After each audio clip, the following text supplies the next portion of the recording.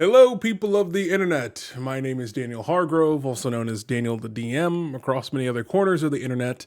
And this is a little show called Yap Session.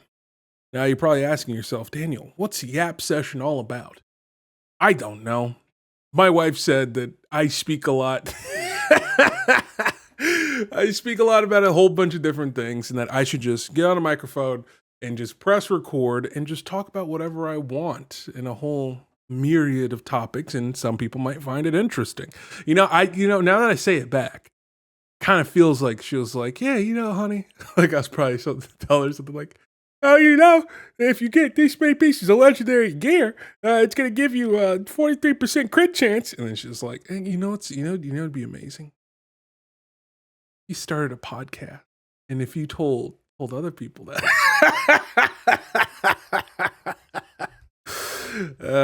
that's not. She's gonna get mad at me. I said that. No, she's being very supportive, and it's like, you just need to go ahead and do this and talk about whatever you want. And so that's what this is. This is Yap Session.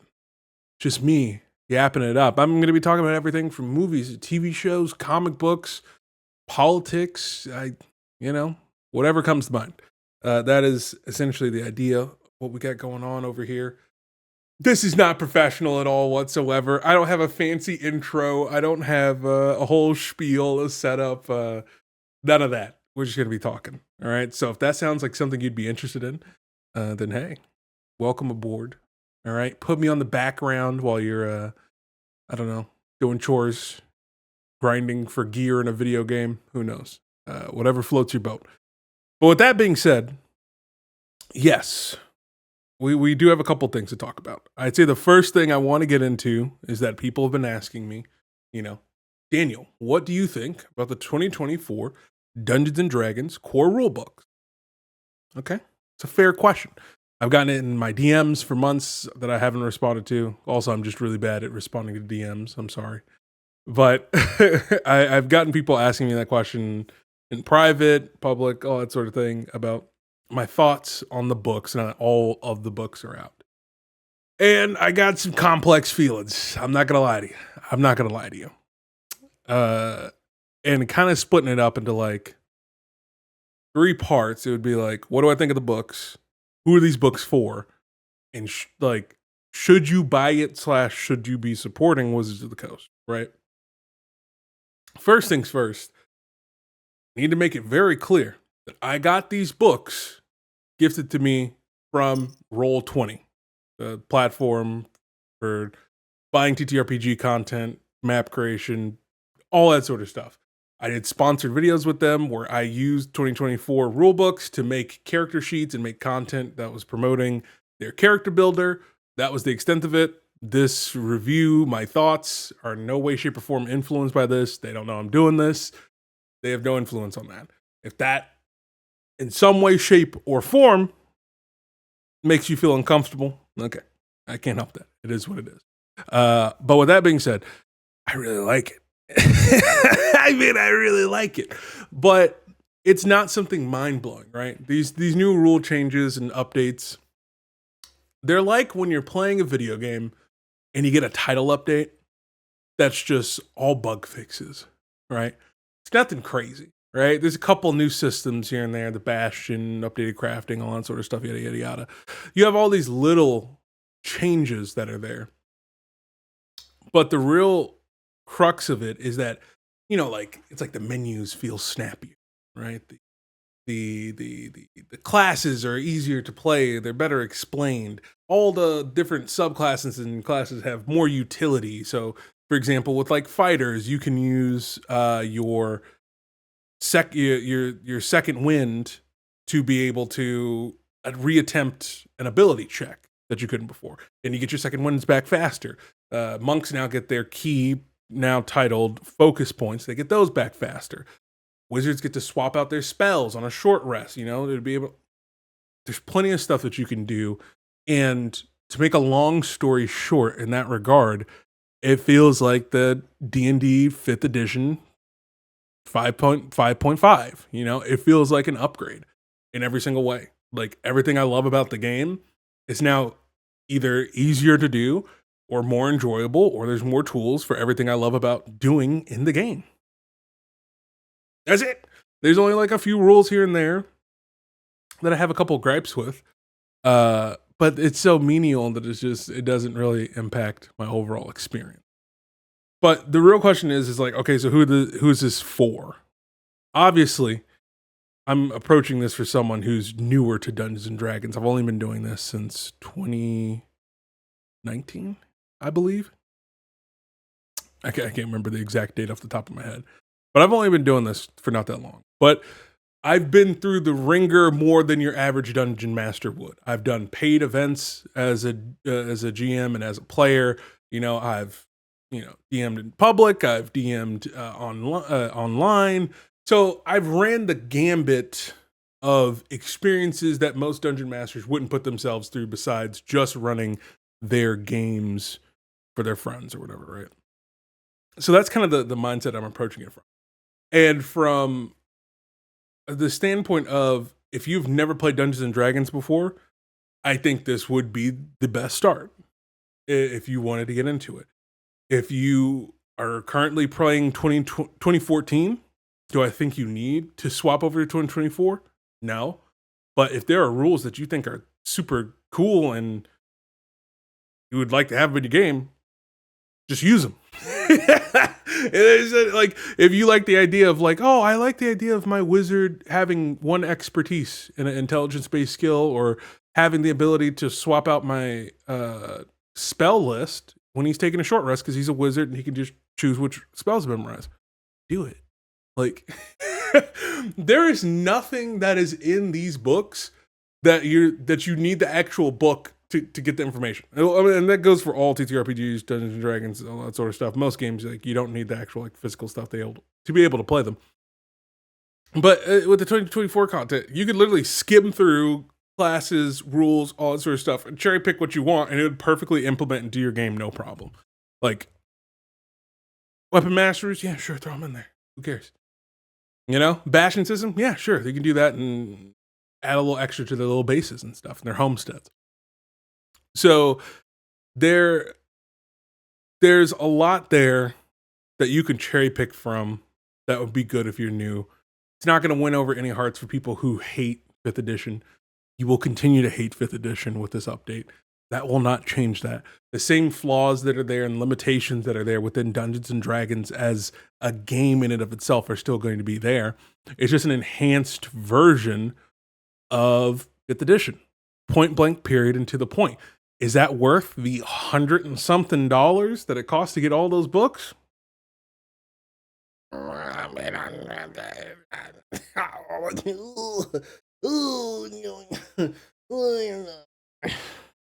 wouldn't go that far.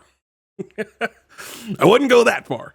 Especially when I know it doesn't make sense from a business standpoint, but there's so much content in here that I feel like could have been released for free in some way, shape, or form, especially with some of these base classes that are already part of the base rule book. I feel like should have been a part of the free rules that they release out as like a downloadable thing across a whole bunch of platforms. Like, there's so many things that I feel like would have been able to help the onboarding process of getting people more on board with 2024 content if they just made it free instead, and then focused on being able to make new content, because there's not a lot of new. It's just updates to stuff that have already existed. There's barely any new content inside of these books, right?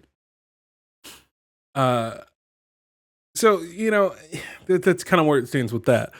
But the question is, if you think that this content is there for you, should you be buying it?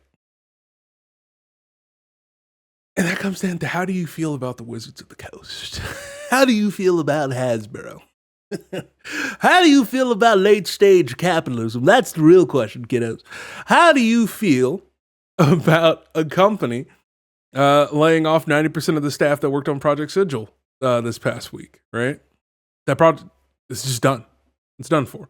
The whole entire thing that they spent millions of dollars into to be this flagship in the industry for map building and playing D&D on your PlayStation, on your laptop, and playing games online. Hell, you can put it on your refrigerator door. You can you want to play Dungeons and Dragons on your refrigerator? You can put Project Sigil up in there, and now it's gone. Now the project's gone. Right? All those resources didn't matter. Right? All of those people who spent all that time, it doesn't matter. They're going to join the long list of other employees who no longer have a job, who previously worked for. And it doesn't matter about the contract stuff. It doesn't matter if they were contract, because you're completely shutting down any potential that this project could have had, and wasted so much time and money and resources. And sure, there's people who could tell you along the way that it wouldn't have been worth it.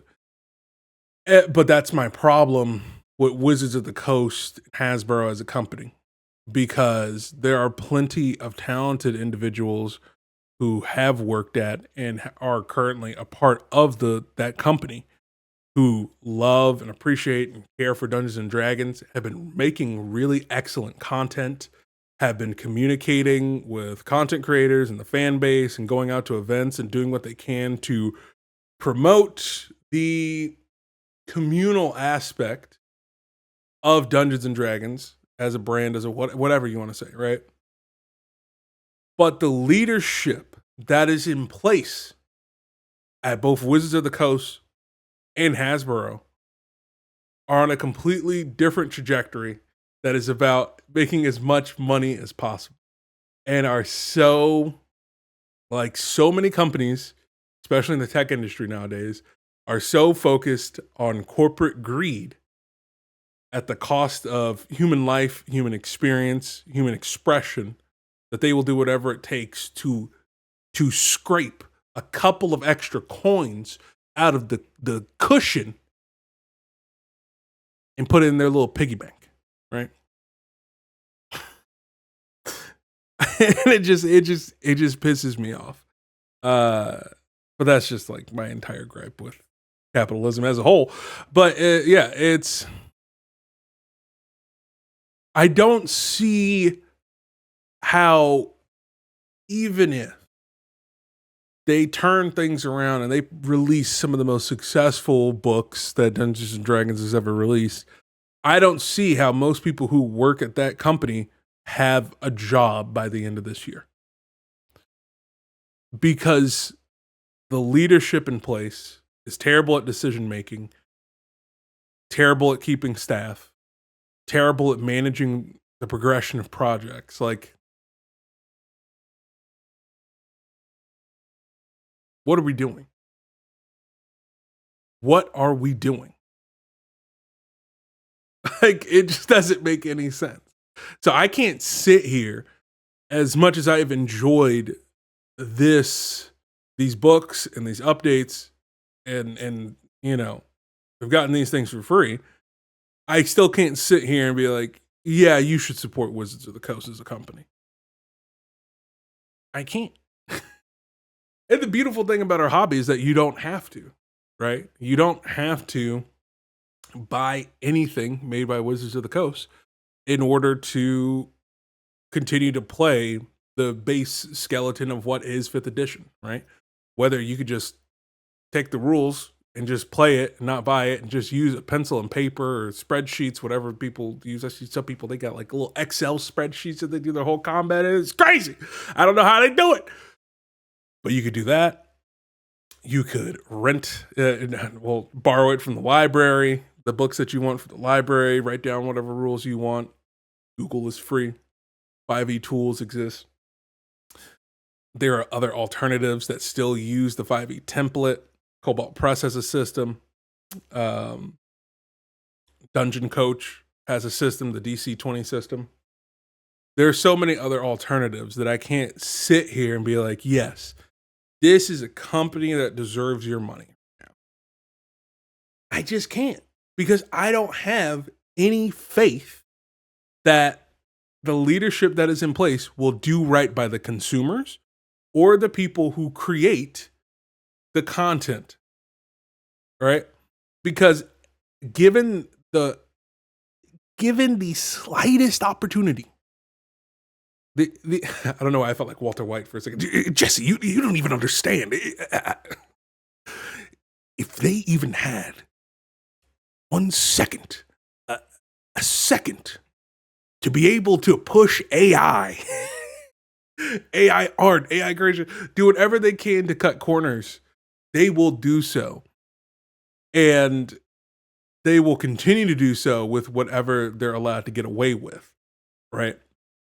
I think the situation with the OGL was like a big standout moment because it was collectively one of the first times in a while that we've seen the consumers fight back monetarily against the company and say, stay in your lane.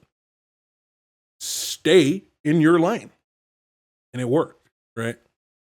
But it is only inevitable that they are going to ruin this. I feel I try not to be like this pessimistic sort of guy, but it just feels like the writing's on the wall. Right? Like it feels like the writing's on the wall. I don't see how there aren't more mass layoffs coming in the future. Right? I don't see how artists don't eventually, almost all the artists that get commissioned, stop getting commissioned to work on these books. As beautiful as the art may be. All right? That they don't go full AI. Investing in AI Dungeon Master. Investing in AI generated art. Right? AI generated adventure books. Right? Because at the end of the day, Hasbro is a company that only cares about one thing and one thing only. The line has to go up. No matter what. We gave them a little bit of rent for their money with the OGL. All right? But the jig is up. The jig is up. Okay?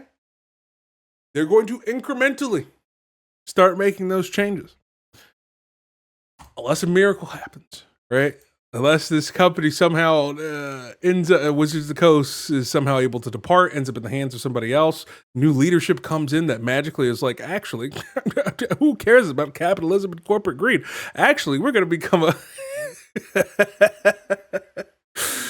actually, we're gonna give the employees stocks and we're gonna let them unionize. Hell yeah, let's do it.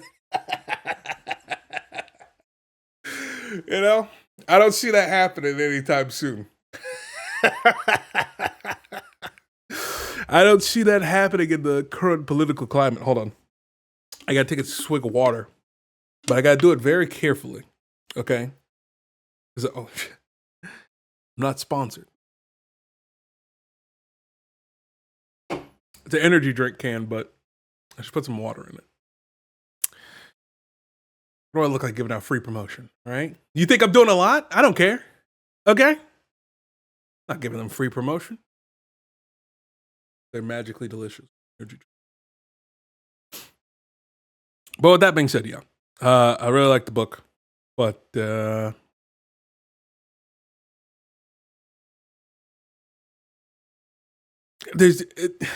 really good books released by a company that's doing really badly right now. That's it. What's something else that's not controversial right now? Let's talk about Assassinscreedshadows and wokeness. How wokeness is killing video games and the Negro agenda. That's not controversial. Let's talk about that. I think we're seeing a shift away from the apolitical content creator, where, let's keep in mind, right? The whole entire point of being apolitical is that by not speaking up or against or supporting anything pro or against the status quo, which reinforces the status quo, by the way, but by not speaking up, you're trying to increase the amount of monetary gain possible in whatever your endeavor is, right? Because what's that old quote that's not actually a quote by Michael Jordan, right? Republicans buy Jordans too. Oh, my dog's. He's like, I hate that quote. I know. It turns out it wasn't even something that was said. Sorry, I forgot to close my door. My dog's in here now. It is what it is. But you have that quote, right? And that is the whole entire mindset behind being apolitical. Well, do you want to be on camera? Right? You want to talk to the people about wokeness? Yeah. You want to tell them about the struggles of dealing with pit bull propaganda as a black pit bull? You want to tell them? You want to tell the people? He's like, yeah, I got a lot to say. But we're seeing a shift away from the apolitical content creator because so many of these grifters have found it just so profitable, right? To feed people this slop, get people enraged, right? And you're seeing this shift now where people are tired. The audience is finally tired of dealing with it. But most importantly, the audience now, in a general sort of way of saying audience, is also wanting people to fight back against it, right? You're seeing so many people when it comes to assassinscreedshadows who are just like, dude, I just want to enjoy the game. I want to look at the marketing. I want to look at videos about the game. I want to look at my guides. I want to look at my tip videos about this video game. Without every single time I click on something, I'm getting bombarded with people's agenda, right? Their anti-woke crusade. And people are tired of it, right? You got people like Fighting Cowboy, whom I totally respect for what he did, going on his rant, right? And crashing out against these guys. You got people like Mindful Gamer, who've been making content for a very long time, combating harmful ideology within the gaming space. You got Ron L. You have so many different content creators now who have been pushing back more and more against the anti-woke grift. And it's so important because we're losing so much because of these guys, because of the anti-woke guys. We're losing so much nuance in our discussions, right? And our feedback and our critical analysis of media because these guys are devolving every single conversation into their made-up culture war, right? And I gotta say, I'm about 50 something hours in on Assassin's Creed Shadows. I don't want to promote conspiracy theories, all right? I don't like promoting very common talking points that people use when people have opinions that they don't agree with. Some of those reviews weren't lining up with what I was playing. And I mean that in the sense of like, not in like what you didn't, I think the combat feels great. What do you mean the combat feels bad? That's not what I mean. I mean stuff like, why didn't your review mention the base building mechanic that's in this game? What? Why didn't your review mention that the cutscenes actually do cater to the dual protagonist? The cutscenes do change depending on who you take up as the lead. What are you talking about? A lot of the side content ends with you just assassinating someone, but not all of it. The depth that's there with the side content and the characters, just a little fishy. That's all I'm saying. But with that being said, I've been really enjoying the game, and it's been something that I've been looking forward to because I really do enjoy any media around the Sengoku period. It's just a very fascinating time in Japanese history. And for a time, I was working on a the idea of a screenplay for Yasuke Hirm, because I think he's such a fascinating character, which was so funny seeing all the when the game was announced, all the racist vitriol that was being spilled. So I was just like, Yasuke is literally the perfect character as a vehicle for the audience for this time period, because he's there during some of the most critical moments, like the most Game of Thrones-esque moments of Japanese history during this unification war. He's there for it during one of the most pivotal years, year to be specific. And I was just like, this is brilliant. Like, he is a perfect vehicle to introduce people in the midst of so much political chaos and turmoil. Like, introduce all of these things. Like, it's perfect. Like, his story and the events he were there for have such a perfect beginning, middle, and end. Like, what are we talking about? This is amazing. This is a perfect opportunity. And from what I've seen, 50 hours in, they've really capitalized on this time period and the unique position that Yasuke was in, not only his, position in rank and power and cultural significance, but also his allegiance and who he had allegiance to, specifically being Lord Oda Nobunaga. And Oda is a fascinating historical figure. Definitely tyrant. I was thinking about the whole entire unification thing, and samurais basically just overly glorified cops in a sense. But they're such complex historical figures, and they really tackle the relationship the exact way I wanted it to, where it's this friendship and this respect and admiration amongst one another, but also there's this dark irony or melancholy to the story, because Yasuke, even though he is freed from slavery by being in service to Lord Nobunaga, he's in this interesting position where he is now enacting violence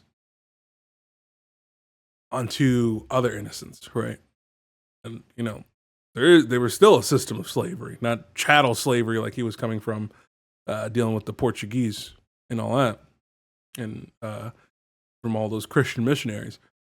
But he's still dealing with the fact that he is, in some way, shape, or form, an oppressor now, right?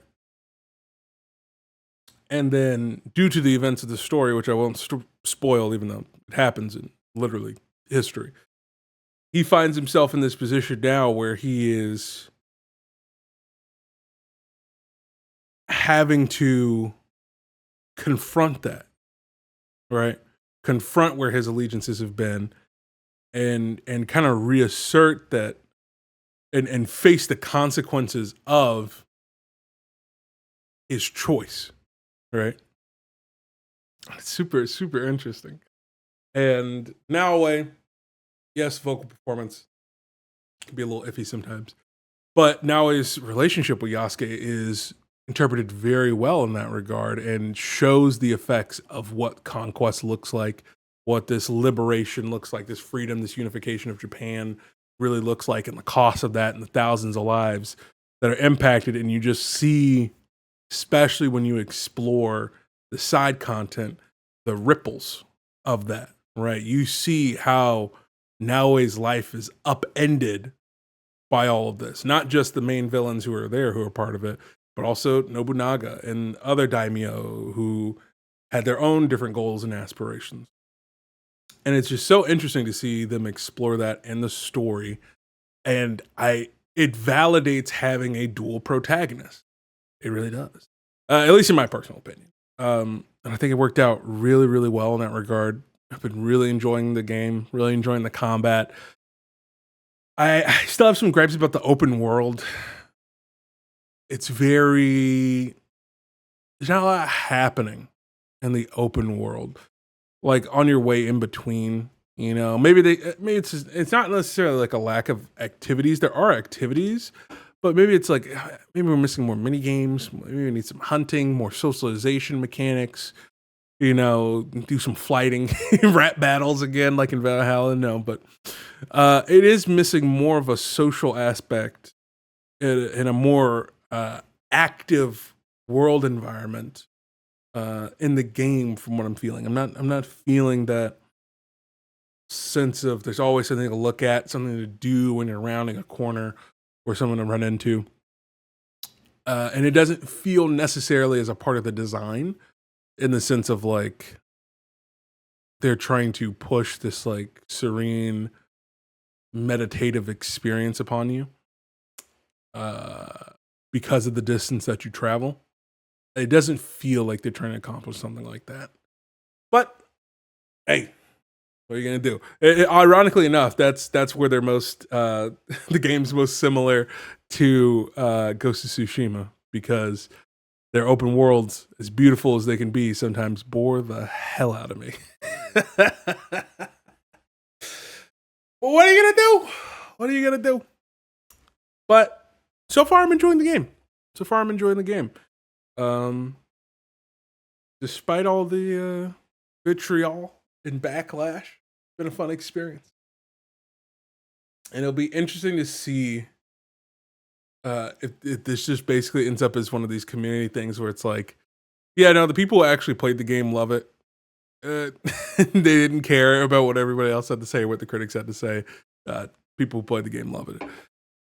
I've played almost every single Assassin's Creed game since Assassin's Creed 1. Played 1, 2, 3. I think I played everything except the one where you play as a Templar. That was released the same time as Unity. I think that's the only one I haven't played. And then the handheld games that were like on the DS and stuff like that. Those are the only ones I haven't played. But I've played all of them. I love Assassin's Creed. Even though they bore me or make me mad or or they suck. And I think this is the best of the RPGs. I've had a lot of mixed feelings about the RPGs, but this one feels the most Assassin's Creed as an RPG, right? Origins kind of let slide because they were trying something new, but the story was still Assassin's focus and the founding of the Assassins. Odyssey was like, Assassins, who cares?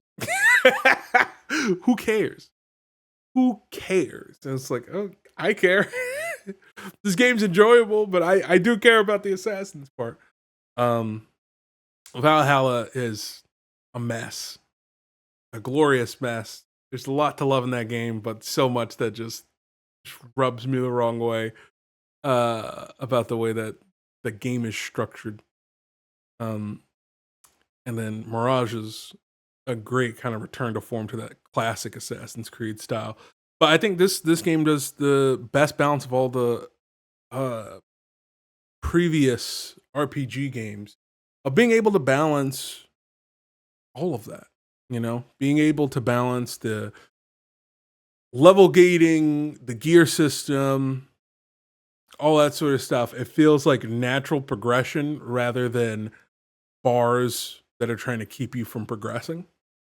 I've never ran into a situation where I was locked out of being able to do the next story quest or never able to progress at all. Like I've not run into that in my 50 hours. I've had no problem being able to level up, acquire new gear, acquire resources.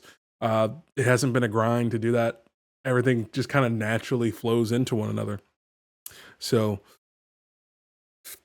I don't know what some of these reviewers are talking about, but hey, you know, what are you gonna do? Plus, if you don't like any of that, you know, health bar stuff, you can set it to easy mode and then turn on auto assassinations. So you can make the game as easy as you want to make it, as some people have been very upset about. But I think that's it. I can't think of anything else I want to yap about. I'm gonna keep this first episode light. Just want to talk about D&D and the new Assassin's Creed game. But if you like this, go ahead and hit that like button. If you want to see more of this, go ahead and subscribe. Support the channel on Patreon to get videos, all the videos moving forward early, including videos like this one. I'm trying to think if there's anything else I need to promote.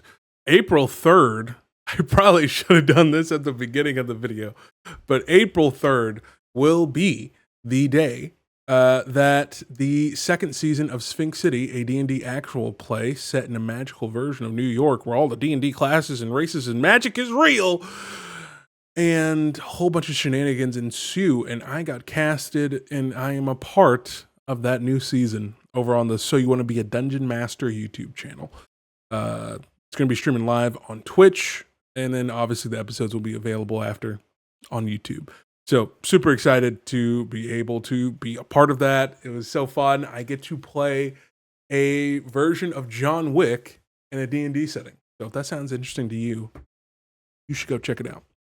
With that being said, thanks for watching. Thanks for listening to this Yap session. I'm out.